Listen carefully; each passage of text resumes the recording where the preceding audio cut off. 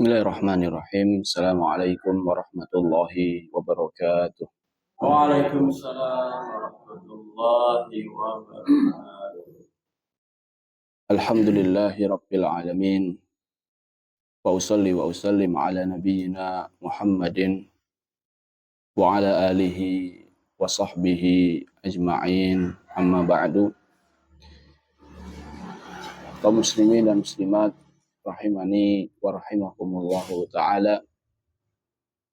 Pada kesempatan pagi yang berbahagia ini, marilah kita senantiasa bersyukur kepada Allah Azza wa Jalla atas limpahan nikmat yang Allah Ta'ala berikan kepada kita, sehingga pada kesempatan pagi hari ini, dengan nikmat dan karunia dari Allah Ta'ala, kita dapat kembali membaca hadis-hadis yang dikumpulkan oleh Imam Abdul Ghani Al-Maqdisi rahimahullah Ta'ala di dalam kitab beliau Umdatul Ahkam. Kita masih pada hadis-hadis yang membahas tentang jenazah. An Abi Musa Abdullah bin Qais radhiyallahu ta'ala anhu. Dari Abu Musa bin Abdullah bin Qais, semoga Allah ta'ala meridhoinya. Anna Rasulullah sallallahu alaihi wasallam bari'a minas saliqah. Bahwasannya Nabi sallallahu alaihi wasallam beliau berlepas diri dari as-saliqah. As-saliqah adalah orang yang berteriak-teriak ketika kerabatnya meninggal dunia. Wal haliqah. Al haliqah adalah orang yang memotong rambutnya karena saking sedihnya ketika kerabatnya meninggal dunia. Wasyaqah. Asyaqah adalah orang yang menyobek bajunya atau lengan bajunya karena tidak terima dengan keputusan Allah Ta'ala. Jadi intinya, kata Abu Musa Abdullah bin Qais, bahwasannya Rasulullah Shallallahu Alaihi Wasallam berlepas diri dari seseorang yang meratapi kepergian kerabatnya, meratapi meninggalnya kerabatnya, baik dengan teriak-teriak atau dengan mencukur rambutnya atau dengan menyobek bajunya. Hadis ini adalah potongan hadis dari hadis yang cukup panjang yang disebutkan oleh Al-Imam Muslim di dalam Sahihnya. Bahwasannya suatu hari Abu Musa yang meriwayatkan hadis ini dalam kondisi sakit. Waja'an faghushiya alaihi. Sakit yang cukup parah sampai menyebabkan beliau pingsan. Wa ra'suhu fi hijji imra'atin min ahlihi. Dan di saat itu kepalanya berada di pangkuan istrinya. Fasahat imra'atun min ahlihi. Ketika melihat bahwasannya Abu Musa, sahabat Nabi SAW ini pingsan, saking sakitnya, maka istrinya pun berteriak-teriak. Falam yastati an yarudda 'alaiha syai'a. Namun Abu Musa karena dalam kondisi sakit, dia tidak bisa menasehati istrinya. Falamma afaqa, ketika dia sadar, qala, ia mengatakan, ana bari'un mimma bari'a minhu Rasulullah sallallahu alaihi wasallam. Saya berlepas diri sebagaimana Rasulullah sallallahu alaihi wasallam berlepas diri.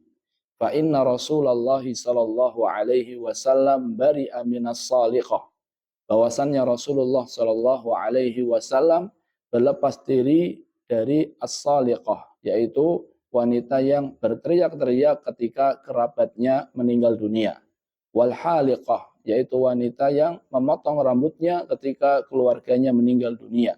Wasyaqah, yaitu wanita yang menyobek bajunya ketika kerabatnya meninggal dunia. Inti hadis ini jamaah, bahwasannya Rasulullah Shallallahu Alaihi Wasallam melarang dari meratapi kepergian kerabat.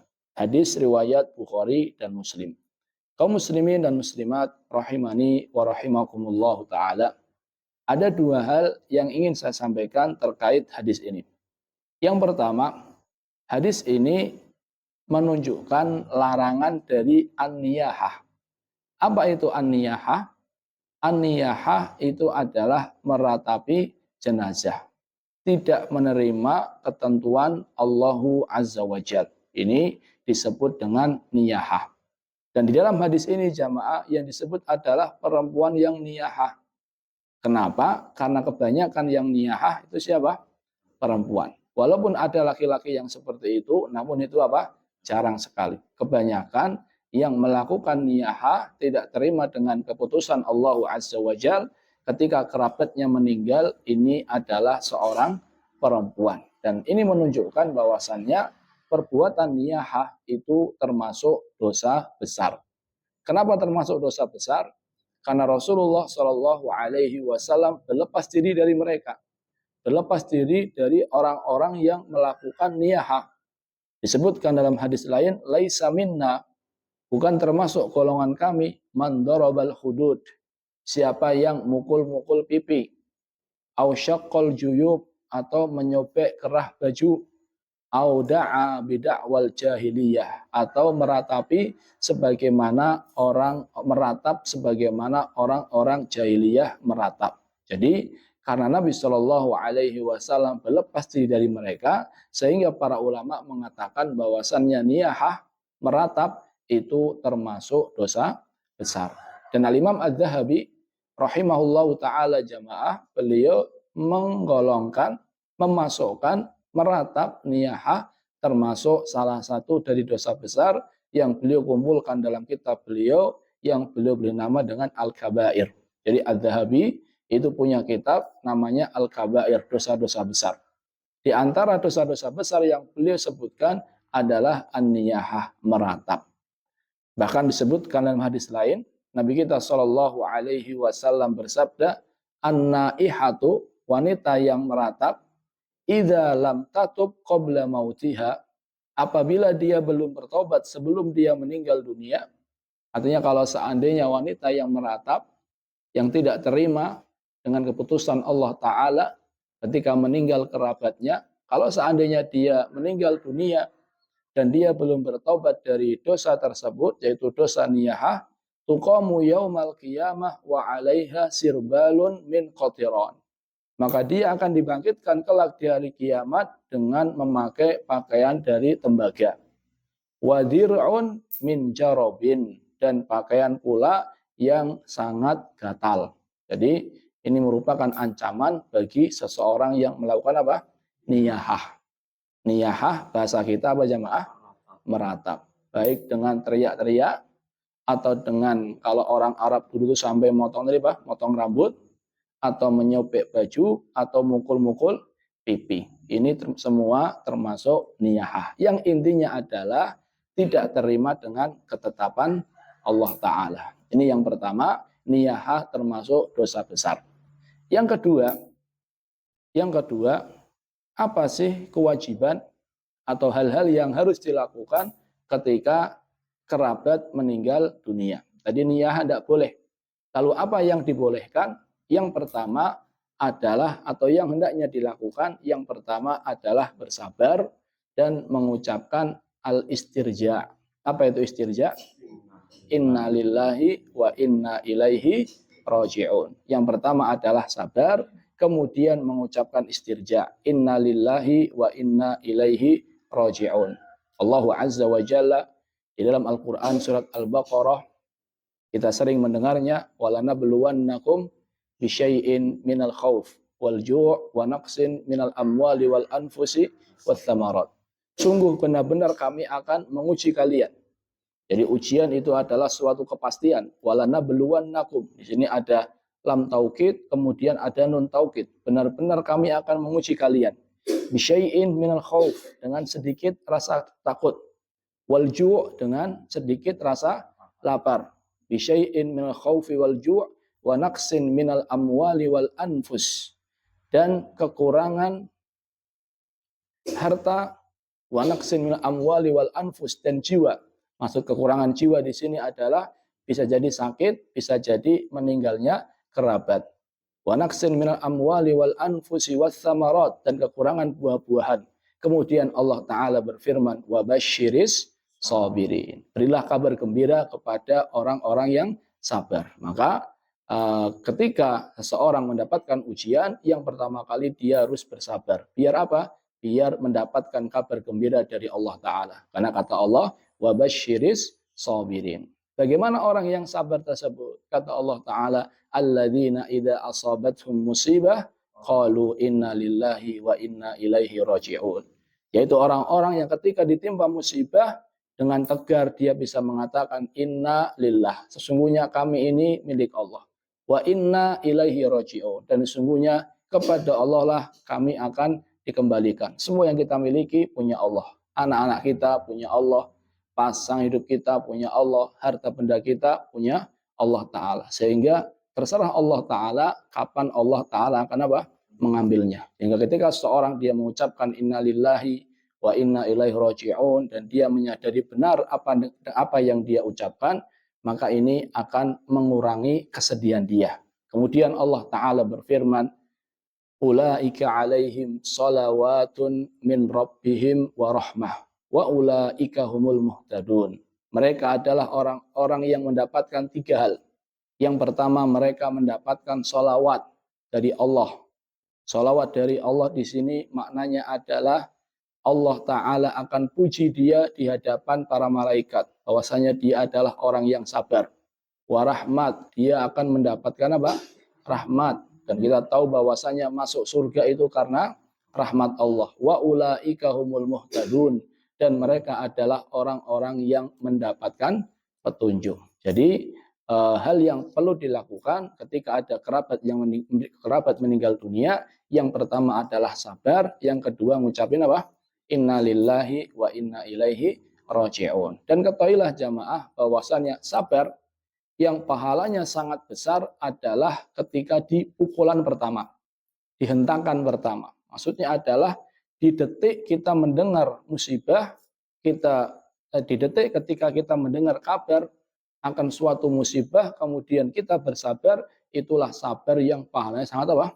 Sangat besar. Adapun setelahnya berpahala, namun tidak sebesar di detik ketika terjadinya musibah. Suatu hari Nabi kita Shallallahu Alaihi Wasallam pernah melihat ada seorang wanita yang sedang meratap kematian anaknya.